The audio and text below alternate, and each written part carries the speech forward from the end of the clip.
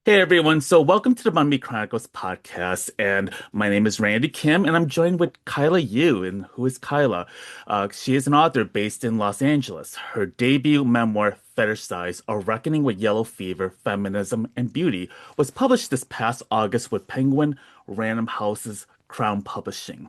She is also a luxury travel, food, and culture writer and on-camera correspondent based in Los Angeles.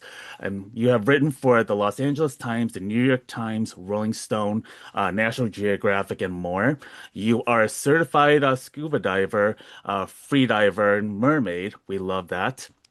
Um, Her former band Nylon Pink has toured in Australia, both in Melbourne and Sydney, played in Shanghai at the launch party for Havaianas in China, Costa Rica, and played at the Hard Rock in Tokyo, Japan, Macau, China, and Malaysia. So I want to say thank you so much for reaching out to me and sending me a copy of Fetish Size. I really thought it was such a great read, and I never really heard too much about you, only because even though I am like of that generation of Asian Americans, I'm in my early 40s now. And the reason why I say that's because I knew about the car culture, the import car culture, and the AZN culture that my cousins were into doing, and it just never appealed to me because I mean I think I was a closeted gay man from living in the Midwest in the suburbs in predominantly white spaces, and I felt kind of like very disconnected. But I think over time, I would and actually did see Fast and the Furious too. So, but I will say that it was such an interesting time because when I started hearing more about your works, like it started recalling up some certain memories. I was like, oh wow, yeah, this was what happened. This is what my cousin was into. These are some of what my peers, my Asian peers went through. And actually, one of my close friends, Kevin, was telling me like he was fangirling over you because he was a teenager. He had a souped up Honda Accord and knew your work. So it's really interesting to see how this book has come together. And I want to take or get your reflections of this year and celebrating the release of your memoir. Yeah, it's been an amazing year. I think it's been a very difficult year too. Like putting out a book is super exciting and also really confronting. So, um, it was almost like some people just kept comparing it to birthing a baby, which I don't know about, but like there is like some postpartum feelings and Mm. excitement and anticipation and all of that. And then it's like totally different than what you imagined. So, but it's overall been amazing. Yeah. What does being an Asian American woman mean to you now in 2025 than it did, say, 2000? I can't even fathom being an Asian American today who gets K-pop on the radio and like K-pop demon hunters dominating the charts. It's like I keep saying over and over, like my little high school self could never have imagined that Asians would have taken over culture so much that like there are people who want to be Asian or want to go eat our food and like look up to Asians a little bit even. Mhm. So, I mean, there's still a far ways to go because there are still people who don't feel that way about Asians, but the fact that we've made such exponential progress is amazing. Yeah, I think it's kind of interesting, especially from like a East and Southeast Asian lens. And I think uh the last, I don't know, like what you just alluded to is that like, back in my high school self, if I go back to that time, it would have been just so shocking to, see K-pop, to see the emergence of Bollywood, to see like the different Asian representations of Western film. And also even the restaurants too, like, being Vietnamese and Cambodian, but there's like the idea of Vietnamese restaurants being very popular in the suburbs uh, was really a foreign concept, growing up, and I never thought that would ever reach communities outside of my own. And so it is kind of like jolting when you think about that. And I'm curious about like maybe going further is like, what have you observed of Asian American women today and where they stand in our current society versus what you've experienced as a young adult? Well, I would just say for Asian fetishism specifically, it used to be all these like horrible, creepiest, like 60-year-old men who were like super pale and kind of fat, were the ones that have Asian fetishes. But like now it's like cool hipster guys and whatever. Um, so it becomes a little bit more confusing because when it's like a disgusting man who has an Asian fetish, you're like, ew. But then when it's like a gorgeous man who has an Asian fetish, you're like, oh, is that more allowable? It's kind of the same thing. Like I'm looking on TikTok and like there's all these beautiful white girls with like a Korean man fetish now because of Mm. K-pop. And like the Asian men are very happy about it. You know, they are not at all. Men don't object to being fetishized, is what I'm learning. Men celebrate being fetishized, whereas women, well, women don't sexualize men. At least I don't sexualize the men the way men sexualize me. So there is a different creepiness, I think. Yeah, because in some ways it kind of hits because as a gay Asian man, I have seen like fellow gay Asian men get fetishized by older white men to, hipster white men. And so it's still something that like even in that community, it's still like a current reckoning at the moment. Like for me, I never was into like seeking out white men. And because I just felt like I grew up in a predominantly white community and living in Korea for 3 years, I saw a lot of the Asian fetishization from like white expat travelers, hooking up with Korean women. And I was just like increasingly turned off to the point where I needed to be around in my own community. And I didn't want to sound like I'm being insular from it, but it just informed me like, yeah, I feel like I don't want to be seen as an object of desire. And I wonder about um, what you learned growing up about how you saw yourself as an Asian woman, because I think at the beginning of reading your book, you talk about your father early on and how he, had a strict parenting ways. And how did you think that actually began to inform the way you view Asian men in your life? Yeah, I think in my family and in some Asian families of that generation, the men were very hands off. Like the women did the child raising. So my dad was just kind of he was a very kind man, but he was just kind of more introverted. And we didn't have conversations, and he didn't compliment me. That's maybe an Asian parent thing Mhm. overall. But then I was watching TV and the Brady Bunch, and there's all these like loving American families, and I'm not getting that. And I think from that point on, I someone who particularly responds to like verbal affirmation, and I was getting none of that at home or from any male figures anywhere. Um, so I felt this like kind of need for male validation that I feel like originated there and then just developed more and more through media influences. Mm. And what enticed you to enter into modeling and the import car world? Like, what was that conversation like with your family when you started to build that interest? My family and I have never had a conversation about it. I don't think, I mean, they know it happened, but they've never like verbally acknowledged it. Um, I I did not enter the import scene specifically, but I know exactly the origins point was that when I was growing up in high school, there was absolutely no Asian representation whatsoever. Um, it certainly isn't like what it's like today, where there's so many actresses that I can't even know them all. You knew all the actresses um, in the late 90s that were Asian.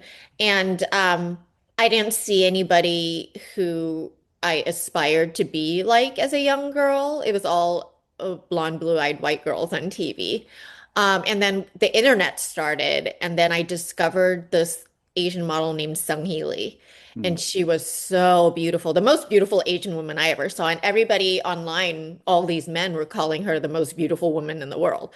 All these non-Asian and mm, Asian men, just men, hordes of men. And then she became my idol because I was so invisible in high school. She was aspirational. So I was a fan of her for probably like several years. And then when I graduated and got to college, that's when I decided to pursue pinup modeling, which mm, was what she did. She was a Playboy model. mm. What was your relationship like or your encounters with her like? Because I know when they always say that never meet your role models, I'm very curious about what that interaction was like, stepping into the world, but also with other Asian women that were also going into that.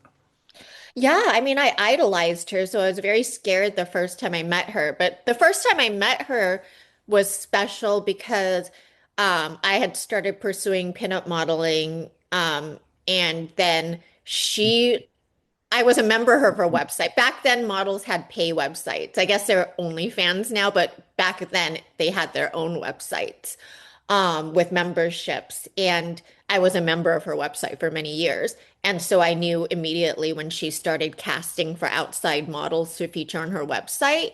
So the first time I met her was after I had submitted my photos and she had booked me to shoot for her website. And I was hoping she would take me under her wing and just like, nurture me in all the ways I've been on. But she was nice, but very businesslike and very not wanting to do anything besides business. And I remember I asked her if she would do a shoot with me because I had seen her do shoots with other models in the past. And then she was like, no, I don't do that. And apparently she hasn't done it, or maybe she just stopped doing them. But yeah. Mm. I think with the emergence of the internet, I think this is something, I go back to like how do you think social media played a role in how Asian women are being seen now? Uh, actually, how they are being seen back in pre-social media times, like say before 2005, which I think that's when Facebook and MySpace started to emerge. But I'm curious to see how that has really started to play that role. Well, I feel like when social media came out, it probably really furthered the Asian fetish because then there was like forums and like websites and things dedicated to Asian women. And like maybe these individual men who had Asian fetishes had no way to like communicate about it in mass. But there were websites specifically dedicated to just love of Asian women or whatever. I think how social media has changed it is now that places like YouTube and like Instagram, Asian creators are coming on and showing multifaceted versions of themselves. So it's not just sexy Asian women, it's Asian women who are fashion influencers, Asian women who cook, Asian women who are lawyers, like it's every kind of Asian woman you can imagine in the world has a place on the internet where they can find their own niche. So I would say that in 2025, there's much less excuse for being the Asian fetish. I can understand in the 90s why you might have an Asian fetish. The Mhm, only media you had was Memoirs of a Geisha, and that was super mhm. fetishy, right? And like, what other examples could you see? There were so few. But now that there's like so much Asian media out there, there's no excuse to only see Asian women in that way. Yeah, I think it really brings back like I've been kind of going down like memory lane because like the struggle of being Asian, especially when you don't see representations of yourself, feels incredibly isolating.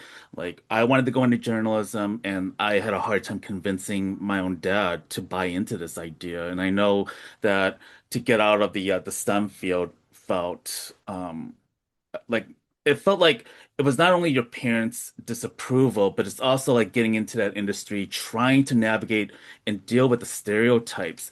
I wonder, like in this modeling world, I wonder why does the import world seem so appealing to Asian men? I'm curious about the origins from that, if like just from your own understanding. From my understanding, it's just what I was doing, which was like fighting against the model minority myth of the like unattractive, nerdy Asian who is obedient. Car culture is heavily masculine, so it's like a way for Asian men to assert their masculinity, not play into those stereotypes.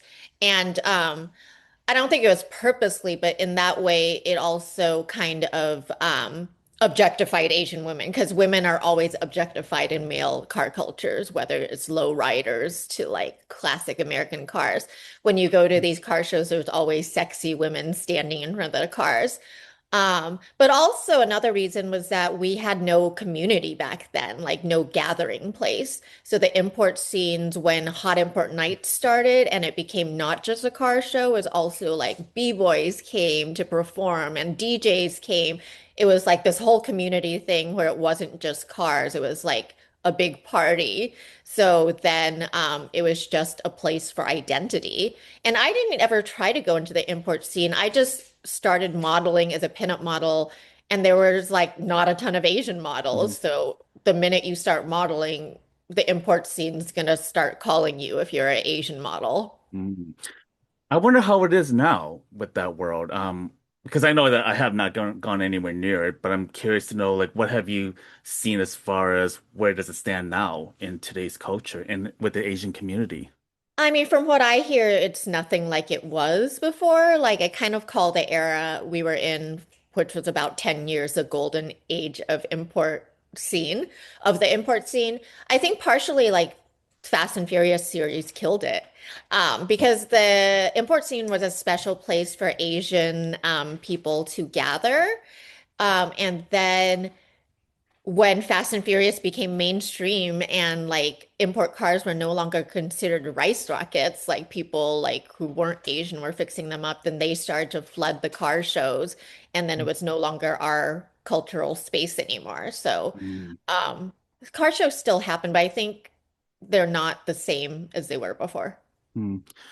Often we don't think about what women models, sex workers go through in the industry that is led and dictated by men. What have you observed in some of these environments that not many know about, especially as an Asian woman? Well, I would say the import scene was fine. I don't think I ever encountered anything terrible there. But I think in pinup modeling, it's like rife with predators who are trying to prey on very young women and coerce them to do more than they're willing to do. Um, I touch on it in my book just a little bit, but there was like a huge case that's still being tried right now. Girls Do Porn is like this this really huge porn production company that was big on Pornhub, and they trafficked and coerced like hundreds of women who were college aged. Mm-hmm. They would book them for a modeling shoot, but when they showed up, it was not a modeling shoot. It was far more. They'd like take away their passports, threaten them, and like um, force them to do much more than modeling. And I guess the women who were like 18 didn't know how to report it back then, or nobody paid attention. I think women did report it, but nobody gave a shit until like Mm-hmm.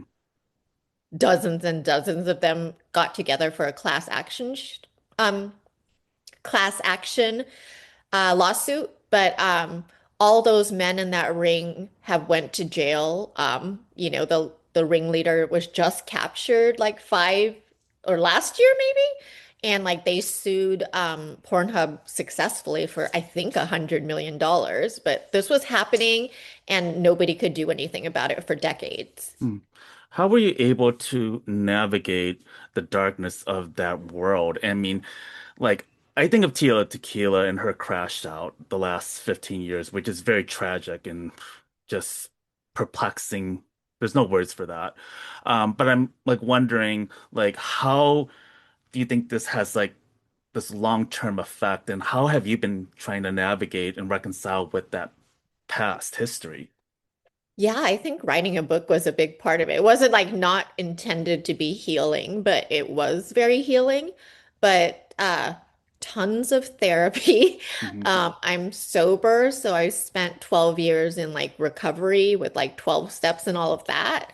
But it's been a lot of like specific work on that time.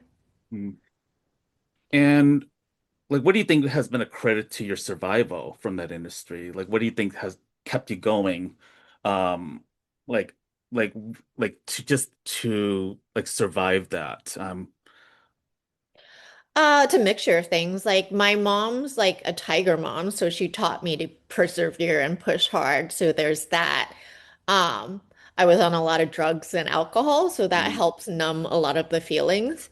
And then when I got sober, I got a whole community and like mm, program of how to heal these issues. So mm, it's a combination of factors, really. mm. Your band Nylon Pink came at a time when seeing Asian diaspora artists was an outlier in the Western music industry, and also clashed with the emergence of K-pop. And how did this create challenges for you as an artist and with your group mates? Yeah, I mean, when we met with it was interesting because it I started a band and it wasn't Asian at first, and then we had a hard time booking any gigs. And then when it was all Asian girls, then we started to book niche gigs, you know. So we found a niche that allowed us to tour the world. And then when we started covering K-pop, that gave us even more. I mean, it was just when K-pop was barely starting, but there was still a niche audience for it.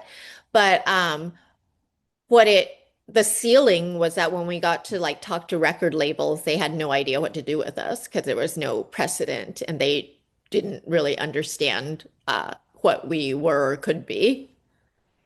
Yeah, like I think when I think of Asian American or Asian diaspora artists these days, like Japanese Breakfast, like the Yeah Yeah Yeahs, which Karen O has been like the pioneer. I didn't even know that she was Asian until like a couple of Yeah, years ago, but I don't she's count her as Asian because she didn't like really market herself as Asian, right?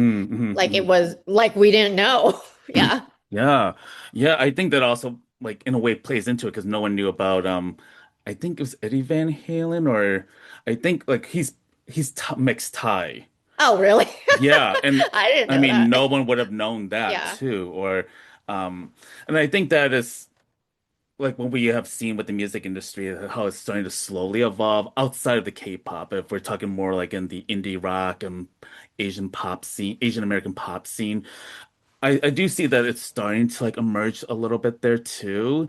And actually, the other day, I was listening to your song "Candy Coated Sugar Sucks," and hearing that song reminded me of the that famous early 1980s song written by Prince, "Nasty Girl" by Vanity Six. I wonder, like, was that song kind of like inspired by Vanity Six in a way? Because I mean, when I think of the lead singer, or Vanity Six herself, she talked about how that industry, being in that music industry in that rock and roll world, like nearly destroyed her, and then she went into church. And I'm curious about it. Just feels very much like in a way aligned with some of your experiences in some ways. Um, what are your feelings now when you look back on that song and some of your music that you did as a solo artist and with Nylon Pink? Yeah, I am a songwriter, but I did not write that song. A producer named Embryo, who is brilliant, came to me and just like had that song written for me. But the song was really based on the beat. Like the beat was like a club banger.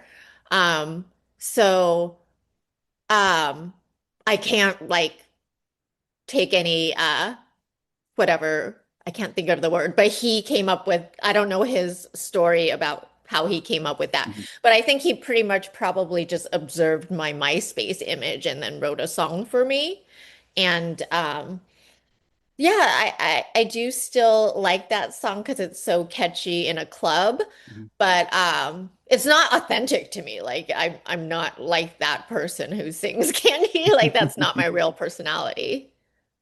Yeah, you mentioned like being performing as Nylon Pink that there were many white male audiences, and what do how do you think that really in a way affected your relationship with the band, but also the direction of your music and the audience you want to connect with.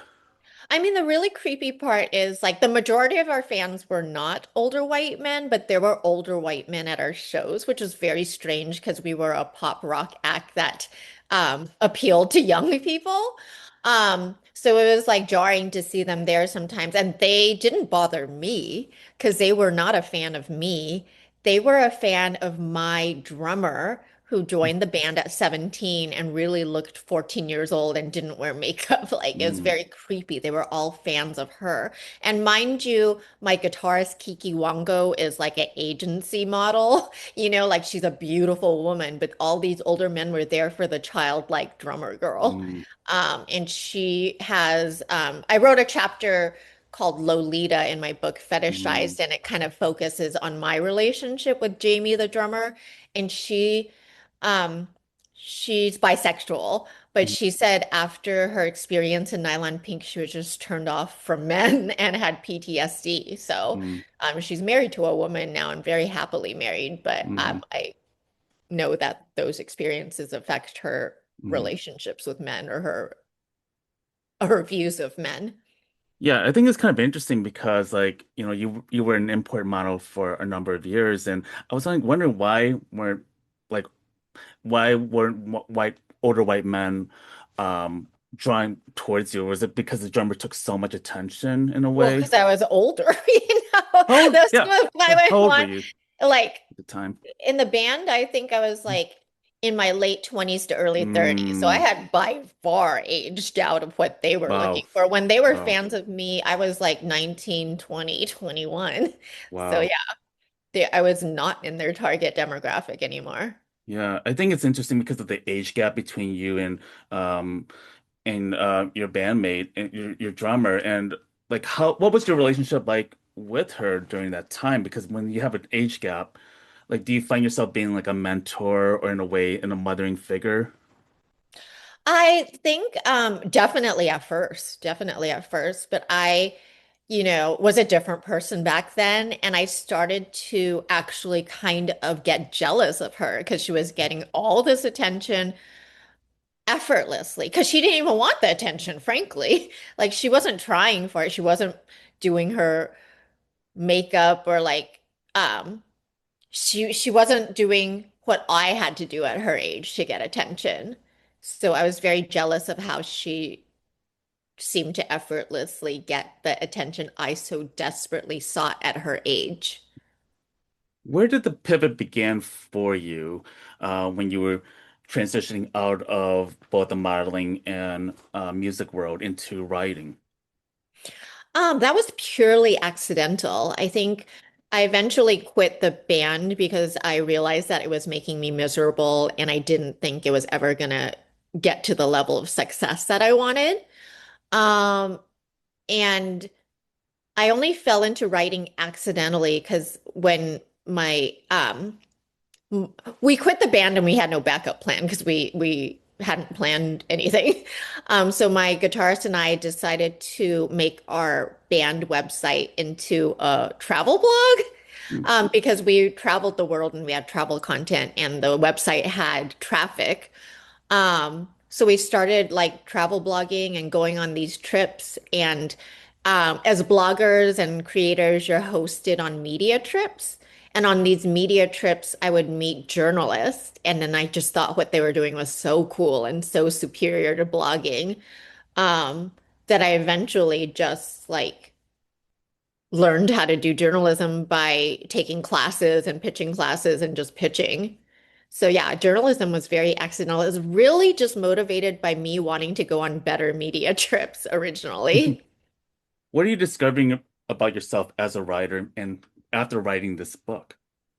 Yeah, I think writing is the most priceless thing in the world because it has no dependence on your outside exterior. And in the entertainment industry, you're like, as a woman, a depreciating asset, unfortunately, with the way it's set up right now. And with writing, you can write till you're 99, really, Mm, right? Like it just doesn't matter. So I'm so grateful to have accidentally found this thing that I didn't enjoy writing very much at the beginning, but I eventually fell in love with it, like after doing it for many years. Mm.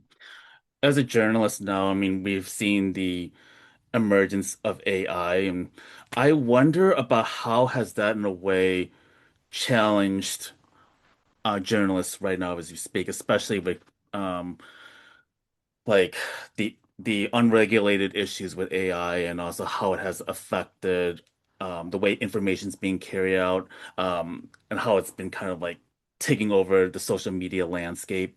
I'm curious about your thoughts on that now. Yeah, I mean, it's extremely affecting journalism. Journalism was already crumbling as it is. Like Mhm, it used to be built on print ads, and then they were trying to pivot to SEO traffic, and now I don't know how that's going to work anymore because is are people going to go to websites anymore? Because they might just go to Chat GPT. I don't know how people are gonna have consumed their journalism. I think you're already seeing like New York Times is having all its reporters now be talking heads on social media because like mhm, maybe that's how we're gonna consume journalism. But yeah, it is a scary time to be a journalist because all there's just layoffs constantly at mhm, every I mean there was a huge layoff at LA Times and Forbes like every outlet you can hear of is mhm, having layoffs like monthly. So I don't know what the solution is. It's kind of like the music industry has never recovered from mhm. streaming. It's no longer as profitable as it was before. But I think you just gotta, in this landscape, be able to pivot and do different things. Like as a journalist, I have heavily invested in social media because I can't just depend on my written work Mhm. paying the bills. What would you say, or what kind of content do you put out on social media now, and what is your relationship with it with your followers and people who stumble upon your work? Yeah, my social media since the pandemic has always been focused on Asian American issues, but kind of female tilted. Um, but a lot of it's reminiscent of the 2000s Asian culture that I grew up with. And a lot of people are just feeling nostalgic about that time. It was a simpler time, it seems, where we weren't as stressed out about many issues that we're facing today. But yeah, I think it's fun to connect with my audience and kind of like reminisce about times and then talk about some current issues also. Mm. How have people responded to your memoir so far, especially among Asian women? Yeah, it's been an amazing response. Like part of the reason I wrote the book was because how is there not a memoir about fetishization of Asian women when every single Asian woman here experiences it? Um, I think I was particularly suited to write it just because I leaned into the fetish so much more heavily than the average woman.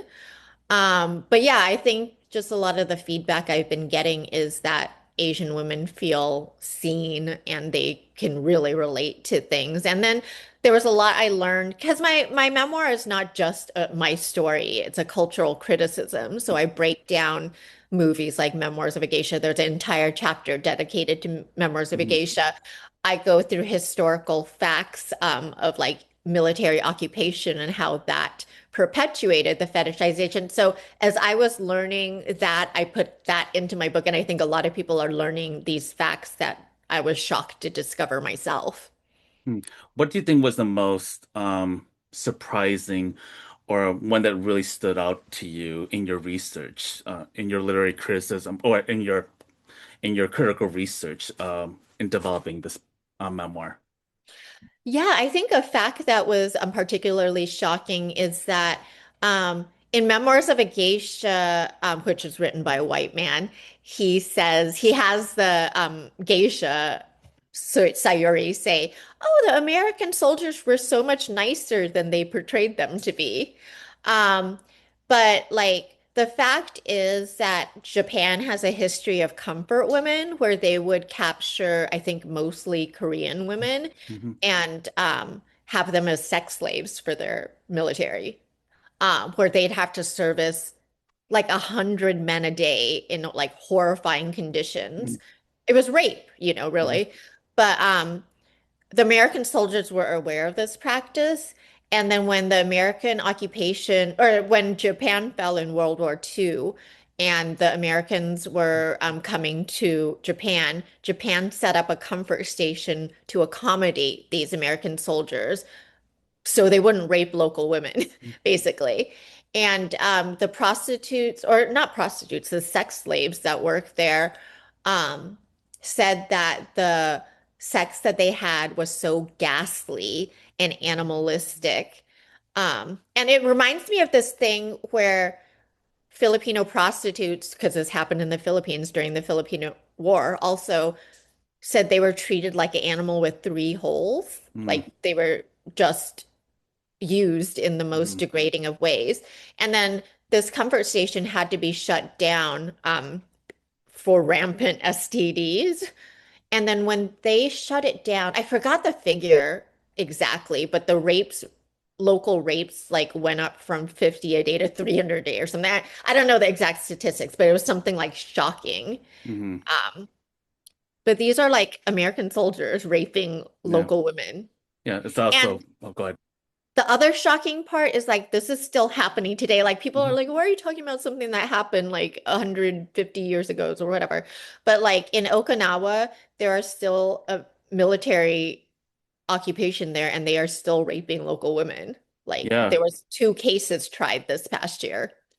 Yeah. I mean, like, being from the from my parents from the Vietnam generation, like like hear stories about what happened with the My Lai massacre. And I mean, reading about that was just incredibly hard. I don't It even was know about this. that was like about 50 plus years ago. And I think the long story short is that the American soldiers attacked a town like in central Vietnam, and they were sexually assaulting the women and murdered most of the women and children in that town. Only a few did survive, and there's like one, I think, American soldier that I think there's like maybe one or two American soldiers that somehow was able to hide some of the other women.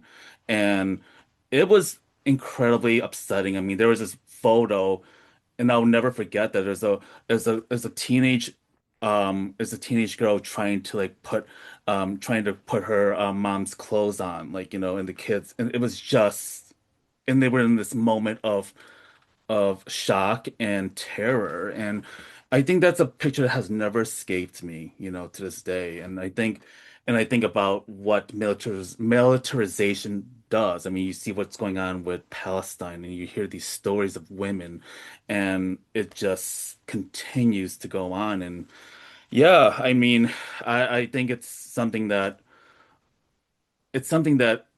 I don't think we'll ever be able to understand in our lifetime, because it's so shocking and so horrifying. And um, to kind of like maybe pivot, but in writing this memoir and sharing it with audiences, do you find it difficult to hold space when, readers will come up to you and share their own trauma? Because I have read about Michelle Zauner's experience after writing Crying in H Mart, that she would get people coming to her and sharing their trauma. How do you handle like the stories from folks, or how do you receive that? That's a good question. I don't know if I have an issue of it because I've spent years in recovery. And when you're in recovery, you sponsor other women, and other women tell you the worst things that happen to them. And Mm, you hold space for it and are not affected by it somehow. Yeah, I've never considered that. I guess it's because it's like, I'm just here to hear and witness you, but it doesn't mean I mhm, need to take it on, you mhm, know? So I think because of my years with that, I'm particularly already used to that, I guess, mhm. hearing other people's traumatic stories. Yeah. Do you find folks from your past, like after reading your memoir, like come up to you, like whether it's in the modeling world or as fans of your music?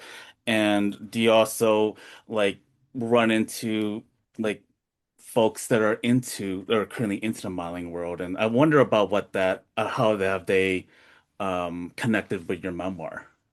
Yeah, I definitely think people who followed me in the past in the 2000s have been giving a lot of feedback, like they had no idea this was going on because it all seems so happy and glamorous.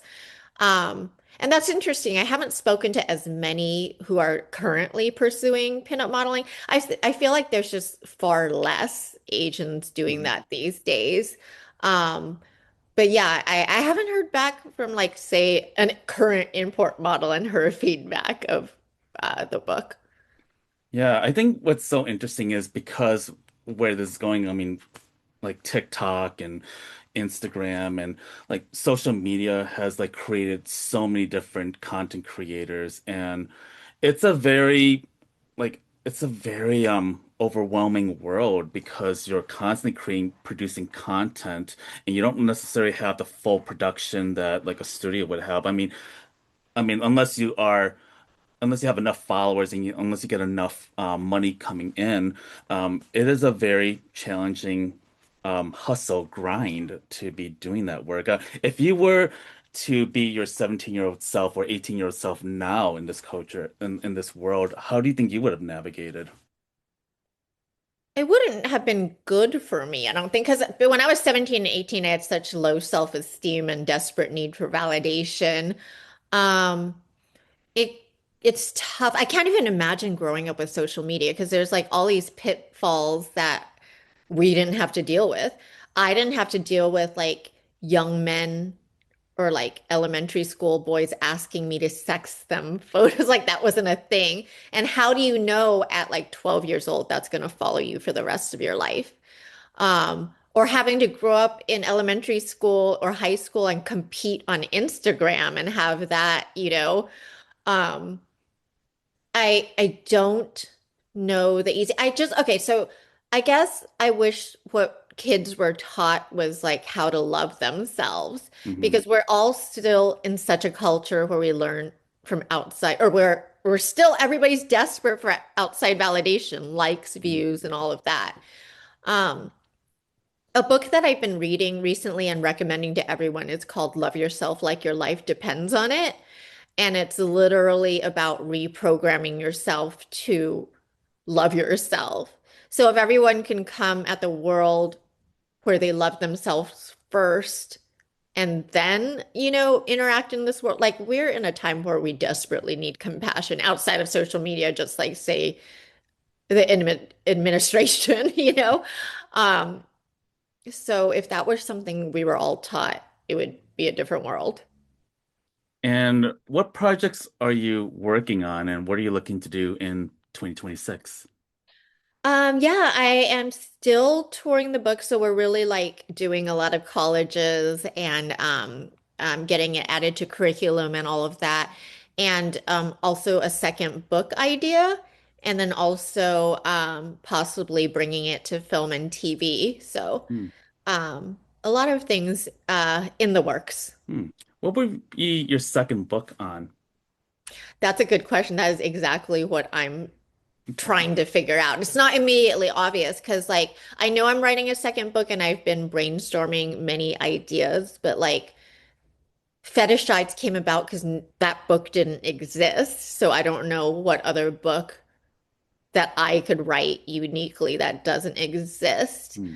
We're toying around with some like food ideas because I'm a travel and food writer, but that is a heavily trafficked space.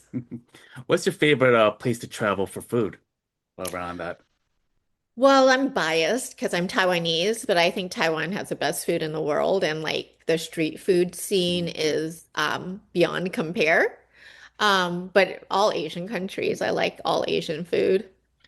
Yeah, I agree because I went to Taiwan like many moons ago, and it was one of the friendliest places I visited. Yeah, But very it was friendly. also, but it was also like it felt so accessible. The night markets were just astounding, and I think my favorite street food in Asia is Malaysia, Kuala Lumpur. Mm. I can't get enough of it. It's because I love a little bit of that spice and I love a little bit of that heat and that it brings and oh my goodness, that's like gluttony for me. So yeah, and I'm a person that loves to travel too. Are you looking to do any future traveling as well, besides with the tour? Yeah, I'm a travel writer, so I travel like once a month usually. I definitely have a couple trips planned. I'm going to Bora Bora, which I go to every year because it's my favorite Ugh. place of French Polynesia. I'm going back there mid-January. Then I work with Patty a lot, which is the diving association. So we're doing a trip to Krabi, Thailand. I've never been Mm, to, I don't even know how to pronounce it. Is it mm, Krabi or Krabi? mm. And then going to Costa Rica. Yeah. I So got. those are all places I've been before, but I always want to hit some new places. I really want your job. I need to switch places with you. You can do it. You're a journalist. You Excellent. just need to pitch Uh, travel yeah, publications. I am going to Colombia like next week after Christmas. So I'm like, Oh, okay, nice. I mean, I think being in our 40s, it's like now it's like let's take the veneer off. Let's not wait for other people to travel Yeah. with. Let's just go for it. And I think that's kind of where I'm at. And last question is, what would you say to your younger self in 2000? I would say that I wish you knew you were loved because she did not know that. And that would have changed all her decisions. Mm, oh my gosh.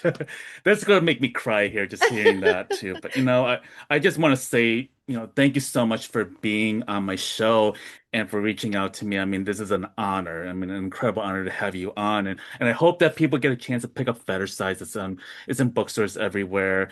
It's an audiobook and just support your local bookstore too, as I like to pitch out. Is it also available as a I believe it's audiobook. Are you narrating it or did I you narrate it? narrated. Yeah, it Awesome. was quite tiring. But yes, I did that. Awesome. So I hope that you get to check that out. And also, where can people find you? Yeah, I just go by my name, Kaila Yu, on all social media, so you could really easily find my website or my social media by my name. Awesome, awesome. Well, best of luck to you in 2026. And I cannot wait to see what travels or your travel pictures and great food because at least it gives me an idea about where to travel to next. And yeah, I cannot wait to see more from you. And I think that most people who will read this will come away feeling informed and also really appreciate the work that you have done over the years. Yeah, thank you so much for having me on.